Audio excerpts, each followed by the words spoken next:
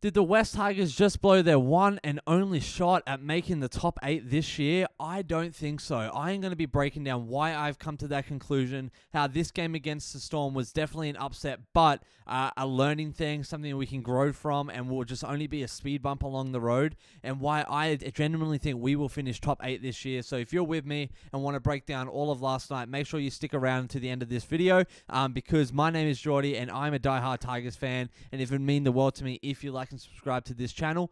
We have so many amazing things coming up and such a great community showing up each and every day on this channel. We saw it yesterday with the live stream. We had a ton of people on there, so much engagement, so many thoughts, so many feelings, so many emotions rushing around, and it was truly amazing to not just be the only one feeling that, but to come together as a community and feel this together. So, Tigers fans, let me ask you this. How are you doing today? How are you recovering? How are you feeling? If you could describe your emotions in one word about the game yesterday, what would that be?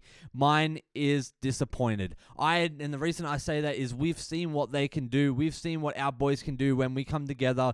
We have the attitude, we have the energy, we have the effort, and we did not have any of that last night. And I believe that was our biggest problem last night, is not having those three things caused us to not execute, not even get 1 point on the freaking board. So how are you feeling? One word. If you've got to go over, that's fine, but one word, let me know in the comments, and let's get into this video.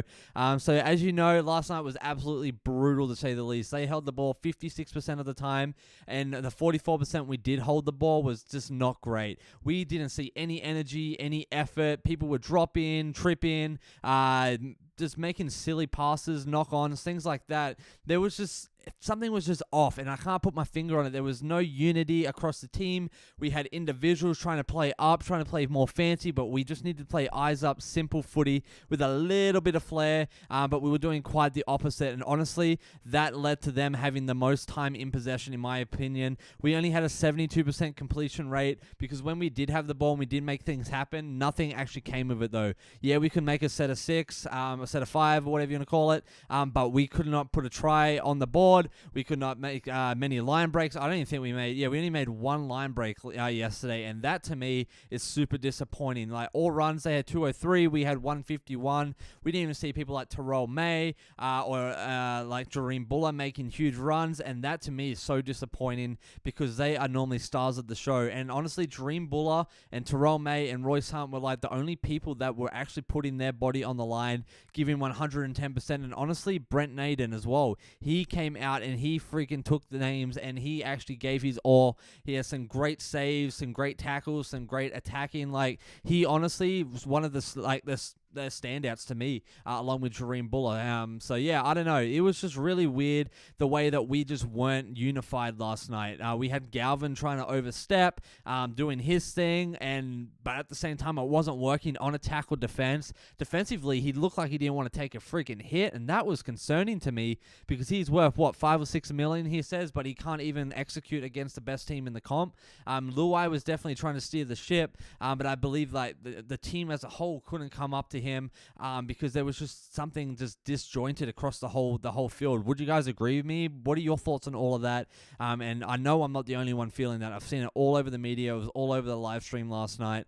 So yeah, let me know what you guys are thinking. They had 590 post-contact meters, and they had 2.1 thousand run meters, where we had only 1,200. They literally nearly doubled us. Like, that is crazy. They were just absolutely going nuts, and we saw that with Pappenheisen just absolutely tearing it up with all those tries, all those conversions, just everything that he was doing last night as an ex-Tiger was absolutely beautiful, and I want to give huge props to him, because honestly, they played decent footy last night. They are a great team. We knew that going into it. We knew that it wasn't going to be easy, but I didn't think it was going to be this much of a blowout, and it's so disappointing to see.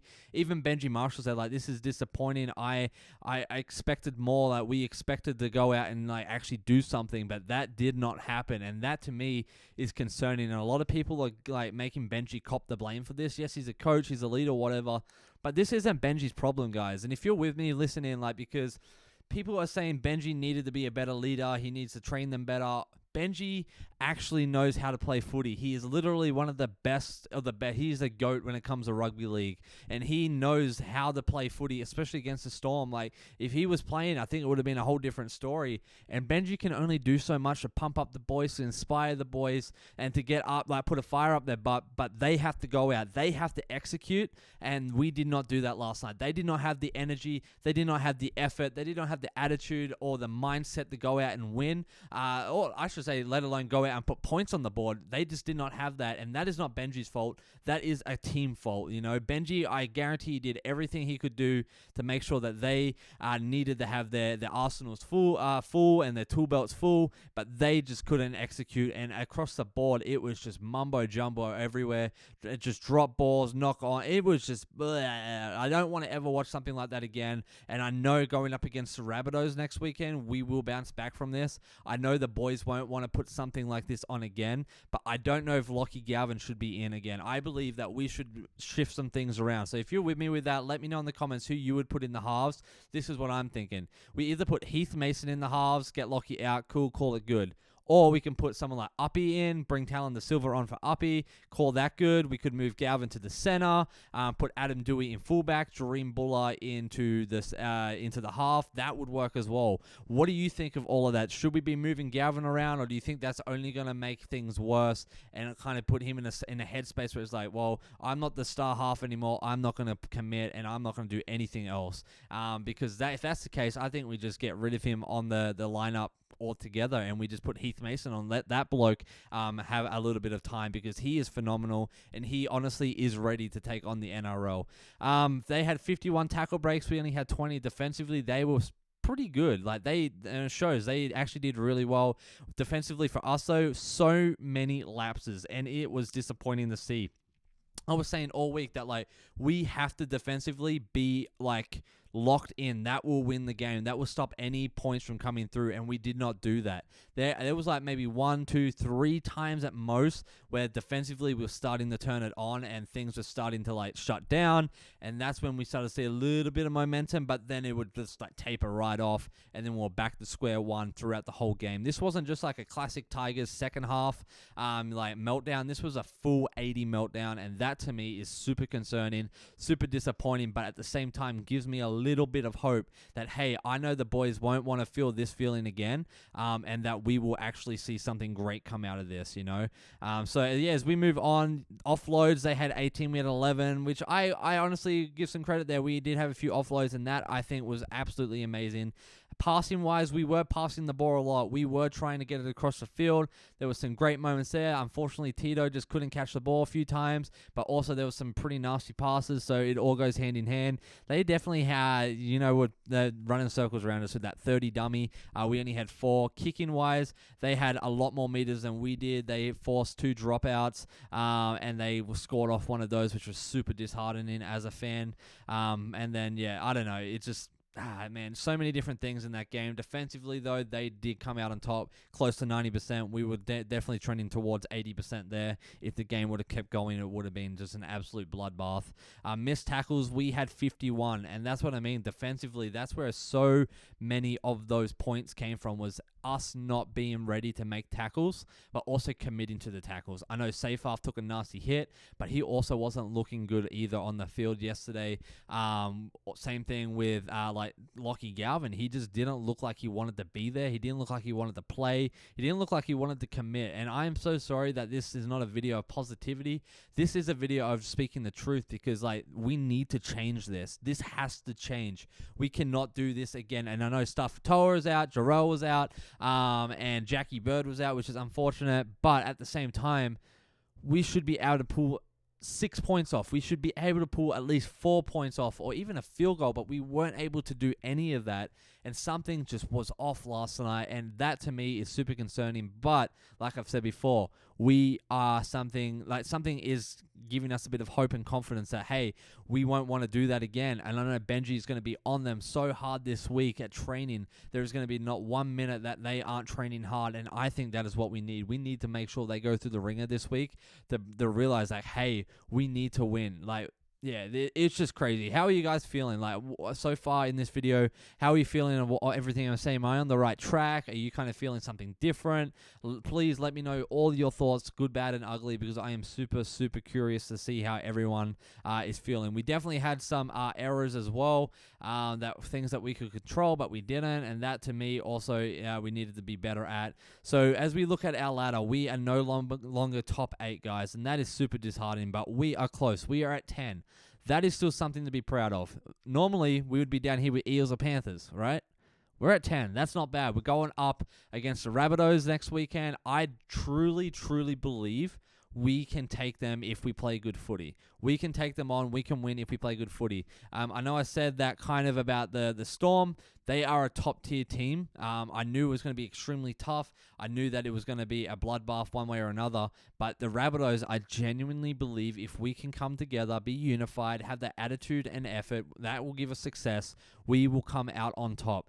Defensively, we got to be better. We have to. Attack-wise, we can't have people like Lachlan Galvin trying to create like unpredictable, flary plays on his own players, you know, like he was just running everywhere, trying to do all this fancy stuff, and we just needed to play simple, eyes up footy with just a little touch of unpredictability, that would throw the defender off, but we weren't doing that. We were just trying to play all over the place. And so I think we need to be like focusing on our back line this week as well.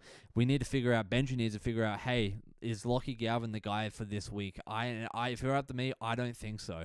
I don't think he proved that he has what it takes to be on this team. And I think we need to give someone like Heath Mason a shot, or move some people around and bring some younger fellas in like the Silver and whatnot. So we're in top 10. That to me is a huge, huge plus. We are not at bottom of ladder. I know we will bounce back, Tigers fans. And if you're with me, drop some orange, black, and white emojis in the comments below. Let's cheer up our boys. Let's cheer up each other.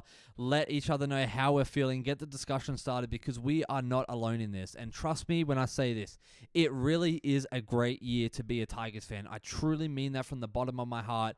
You've got to look at the big overall picture. We are doing so much better this season than we have in the last few seasons, and that is a true testament to what Benji is building and the commitment that these boys have to the game. This was just an off game, and that is okay. We are allowed to have those, but this shouldn't have been this bad, right? So we need to come back better. We got to bounce back stronger. We need to absolutely be working on this 140% this week. It's going to be a big week on this channel, so make sure you are a subscriber and that you're watching the videos, because we're going to be breaking down every little thing. I'm going to try and get some plays up that we can go over together on things that we did wrong, maybe some different positioning things. I really, really enjoy looking at that stuff. Is that something you'd be keen for? And then, of course, we're going to be doing a live stream going up against the Rabbitohs next weekend before our bye, which is another phenomenal thing. So I am so pumped for that. I'll keep you guys updated on that. I think my wife wants to join with that as well. So if that's something you want to see, me and my wife streaming a Tigers game. She's American, I'm Australian. She loves footy. I love footy. Let me know in the comments. We'll make sure it happens. But as always, guys, it is really a great year to be a Tigers fan. You are not alone.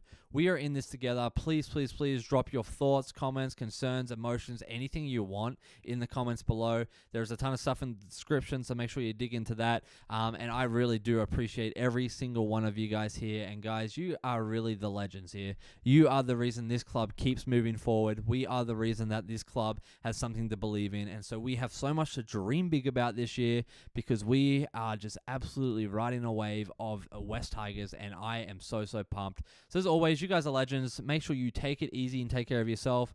My name is Jordy. Thanks for being here, and I am heading out.